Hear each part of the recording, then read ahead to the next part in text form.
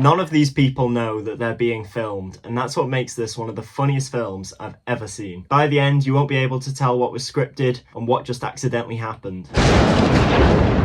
Lightning just hit the CN Tower! Nirvana, the band, the show, the movie, is a once-in-a-lifetime comedy. It's a film that manages to blend reality and fiction by shooting a lot of their footage just out and about in the middle of Toronto. A scene might start with a small plan, but something changes that they didn't expect, and our characters Matt and Jay have to improvise in the moment to adapt. Take this moment. Matt and Jay's goal is simple. They want to get their band playing at the prestigious theatre, the Rivoli. It's the last time you can see the Rivoli as a citizen. And their plan to secure the gig is to skydive off the top of the CN Tower into the middle of a baseball game. Whole crowd's gonna go insane because like, what is this? Terrorist attack?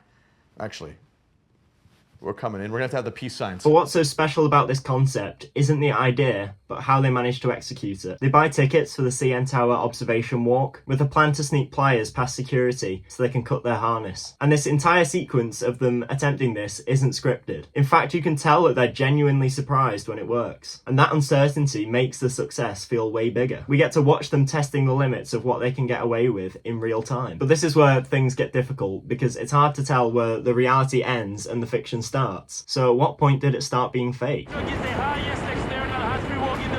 This is what makes Nirvana, the band, the show, the movie so effective. Because we don't fully understand what we're seeing, we feel the tension at the top of the CN Tower, because we don't know if it's stopped being scripted yet. You're waiting for reality to break, but it never clearly does. And because you never find out, you stay tense the entire time. I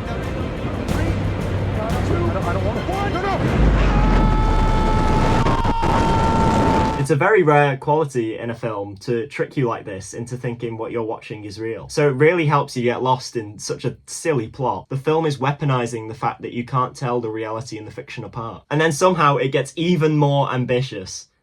And I'm going to use this little hook in the video to ask you to go down there and leave a like and maybe even a subscribe. The main plot of the film is that our friends with benefits, Matt and Jay, accidentally travel back in time to 2008. Matt? Yes? It's 2008. I told you! But instead of recreating it, they use actual footage of themselves from 18 years ago and edit their present day selves into it. So now you've got scenes where half of it is real footage from 2008 and half of it is newly shot, and it all lines up perfectly. They're using the constraints of what footage they have of themselves from 18 years ago to guide the story.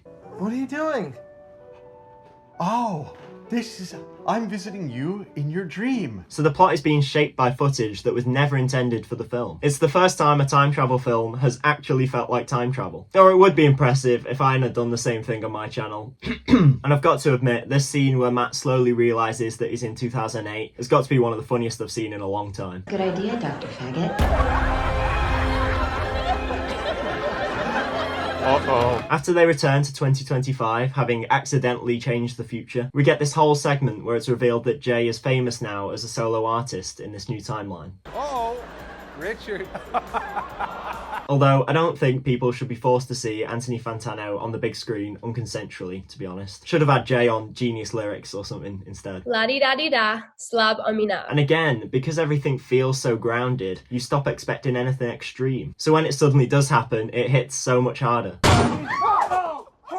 We're less likely to expect a scene so brutal, because so much of the rest of it has been done for real. And this is where things get kind of ridiculous, because that scene only exists because of something that happened in real life. Back in 2024, shots were fired at Drake's house during his feud with Kendrick Lamar. Matt and Jay, being local at the time, pretended to be press and got loads of footage of them at an actual crime scene. Here you can see them working in the back of a real news report. They didn't have any idea what to use this footage for, but just took the opportunity to have a free set. And then later, they just built it into the film. But it's no different than any other shooting or firearm discharge. We'll have officers here looking for witnesses to come forward, as well as we can for canvassing for video. So when you're watching this, the crime scene feels so real.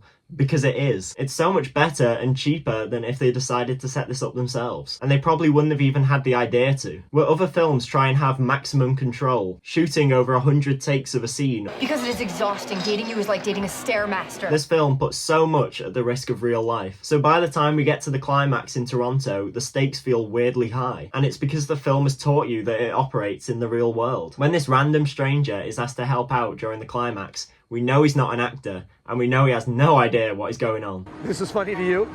It's like my whole life is riding on this. And that just adds this little extra layer to every interaction. The joke isn't just what Matt and Jay are doing, but how real people are reacting to it. Would snippers like this, would they be able to cut through like a kind of harness?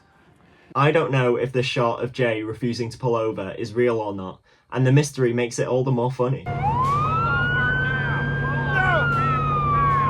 And after a while, you stop trying to find the line between reality and fiction and just get completely pulled along for the ride. Hopefully this film, being as praised as it has been, will create more opportunities for lower budget and more experimental comedies. Oh wait, it already did! Pizza Movie 2026 Oscars sweep.